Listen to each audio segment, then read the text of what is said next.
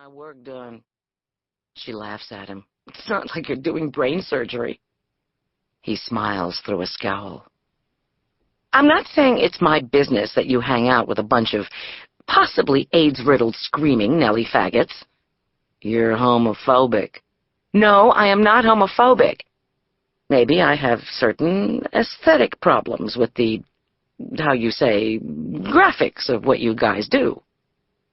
Why don't you just try not to think about it? A handy wipe falls from the shelf above the sink off to his left, and he startles, as if a guillotine blade has just dropped. See? Well, don't be a hypocrite, man. You used to do it. I used to do a lot of shit I don't do anymore. So? I used to cry when different foods on my plate touched each other, but I don't anymore. It's kid stuff, man. What? Speed. Well, it's cheaper than Coke. Yeah, so's Drano. Lou. Willie, read my lips. In about 2 hours, you're going to hit the wall. Won't be nothing left of you but buttons and hair. Who's going to serve the food I cook? Who's going to help me clean up? You're going to woofle around all day, mewling and puking, and then you're going to go into your algae browser mode. Lou, I want you to straighten up and fly right. Get out of here. I couldn't take it if something happened to you. Lou, get out of here. You drive me out of my mind, Louise. Kisses. He laughs at her quietly, bends forward to kiss her. Thank you. How we doing on Mayo? Check it out, man. She walks behind him to the far end of the narrow room, to the burlap bags of potatoes and onions, the bins of beans and flour and sugar, the plastic gallon containers of mayonnaise and mustard and relish. There is plenty of everything. The main room is in reasonably good shape. Louise wipes down the bar, arranges place settings at the counter and tables, pushes in chairs, grooms the vases of blue daisies. She goes behind the bar to put on Willie's favorite tape, Frank Sinatra's greatest hits, and turns the volume on loud. She can almost smell Willie smiling in the back room. She salts the grill behind the counter, checks the stove's oil well, studies the 2 packed refrigerators as if looking for something to wear, reaches for parsley, scallions, and celery. She takes them to the cutting board, where she begins mincing, threshing, dicing. She puts the heat on under pots of beans and soup on the burners and turns the grill up a tad. She stirs leftover hot cake batter, adjusts the temperature of the deep-fat fryer, and is doing this all at once, like lateral juggling. Cutting, stirring, tasting soups, tamale pie from yesterday.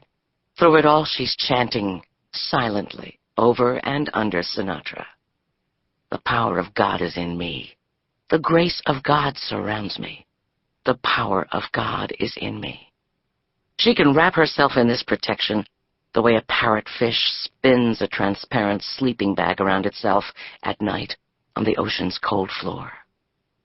Chanting quiets her crazy mind, and now, shelling peas, she does it to keep from hag-writing her breakup with Joe 3 months before. Left to its own devices, her mind is a fat hummingbird, flitting through leafy trees of anxiety, apology, sorrow, excuses, and dreams of grandeur, dreams of humiliation. Sometimes she watches it run off, and it makes her laugh and shake her head. It's like a video game. Bright, fast blips of worry and anger come at her, and after fending them off, she's attacked by the huge, lumbering Czechoslovakian blobs of tiredness and broken spiritedness, which break into small, faster missiles of regret when she fires at them. What a half-baked species we are, she thinks, and does what she can to make her insides more habitable. Willie, she calls. Yeah. Come here. No, I'm busy. I'll be there in a minute. Now, right this second. Immédiatement. Immédiatement. Lou, he whines from the back room, I'm going to come out there and you're just going to make me give you kisses. She continues the lateral juggling. Willie shuffles in. "I'm not giving you kisses. Come here." He walks over to her at the grill. "Dolly, will you see if there's an opened can of tomato paste in the fridge? I've got my hands full." "Just open a new one, Lou." "Come on." "No, Lou. What if it's been there a couple of days? It's going to look like something cultured in a petri dish." "Please, darling." Willie walks wistfully to one of the refrigerators, opens it, looks inside, shakes his head. "Algae browser," he says, abstractedly. "What a lovely, soupy existence." 1 year ago, nearly to the day, at Willie's behest, Louise broke the news to his grandmother, Jessie, that Willie was gay. Louise and Jessie were sitting on the porch of the cafe with cups of jasmine tea. Louise waited for Jessie to arrange herself in the director's chair, and for the peeping, clucking, and cooing to subside before giving her the news. Jessie did not respond immediately. Her hearing aid rang. She looked up and around, then back at Louise's face. After a moment, with deeply concerned indignation, she said, "I thought he just had good posture." Willie is an angel with butter-colored hair. Willie, an orphan, steps high over bugs, lives with, takes care of his grandmother. But now, for the last 6 months, there's been speed in his life. Shit, thinks Louise, from the pinnacle of her wise old years. Too soon old, too late smart. "Listen to your broccoli," she shouts at him. It is an old Mel Brooks routine. Listen to your broccoli, and your broccoli will tell you how to eat it. "Listen to your broccoli," she urges Willie. "But I do, Louise," he pleads. "Then why don't you ever turn it down when it's offered?" "Because I'm weak." They both smiled at the truth when he said that. He isn't weak, Louise knows. Innocence has a lot of power. When he's on, his sweetness can light up the room. His presence is somehow reassuring, like wrapping oneself in a towel still warm from the dryer. He knows it, and used to mince up to the initially homophobic Joe Jones with a mug of coffee and twitter, "Cream and 2 sugars," batting his long blonde lashes. But on days after nights on speed, he moves around the restaurant like a gopher who has left his hole and is being stalked by a cat. "Willie, no more kisses. No more kisses. Will you go see if the mail's come?" "I'm trying to get the pans scoured. Why you always have to be Miss Takeover Broad?" "Please?" Grumbling, he leaves the back room and shuffles out the door. He returns with a pile of letters, mostly bills, she guesses. "Letter from Joe," he says, holding out an envelope. Her eyes grow wide as she stares at it. "I can't stay here much longer," it begins. "I know you don't want me right now, but this place sucks. I could take it if you were here. Honest, Lou, Hawaii seems almost evil to me. It's probably good to remember that Hawaii, for a couple of 100 years, experienced the same measure of white domination that India, Africa, South America, and other places did.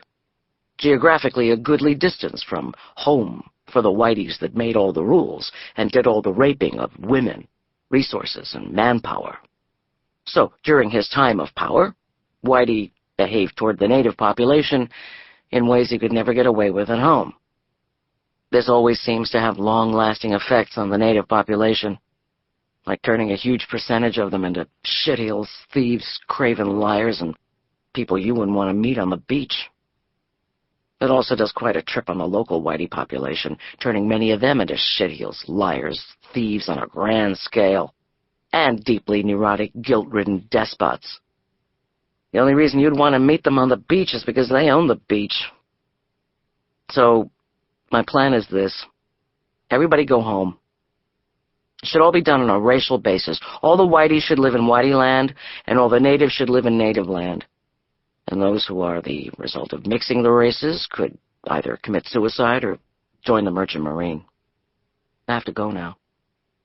In tomorrow's letter, I will tell you my plans for the Merchant Marine. I miss you. I'm sorry, and I want to come home. Joe Jones. Not Joe, not JJ. Joe Jones. Louise puts the letter down on the candy counter, licks her lips, and stares off into space, as if suddenly following a flicker of a partially remembered dream. At noon, Willie and Louise stand side by side at the cutting board, assembling baklava. Willie paints paper-thin sheets of phyllo dough with melted butter and lays the bands on top of the nut-meat mixture Louise spreads in the pan. Honey, little flour. Lou, drizzle the honey on top. Oh. Willie, in charge of desserts, as always, lowers more buttery sheets into the pan. Louise is staring off into space. Scalpel. Huh? Lou, come on, pay attention.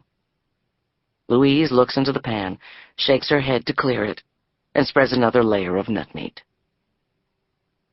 They both look out the window as an old Plymouth screeches into the parking lot. Here's Grandma.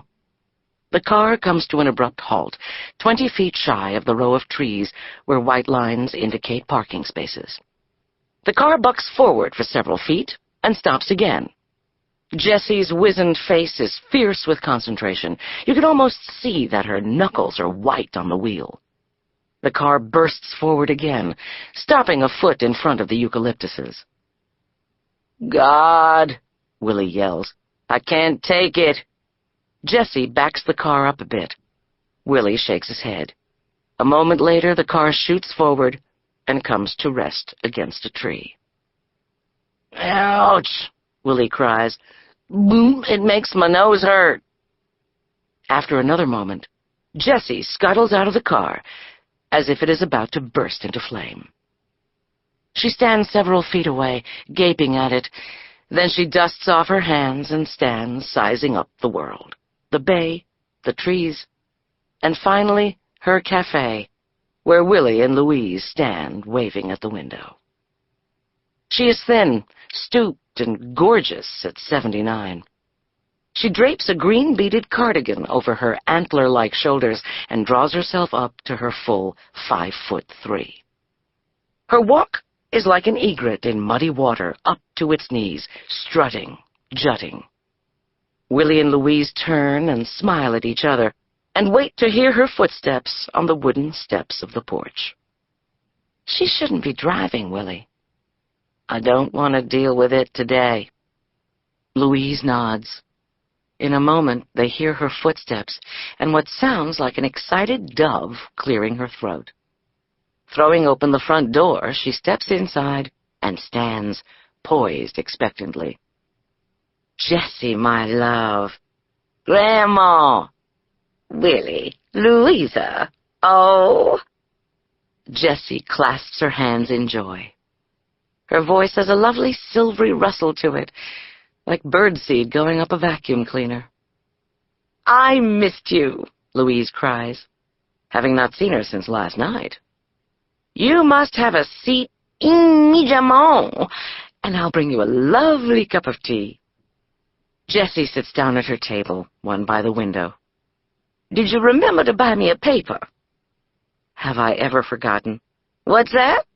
Have I ever forgotten?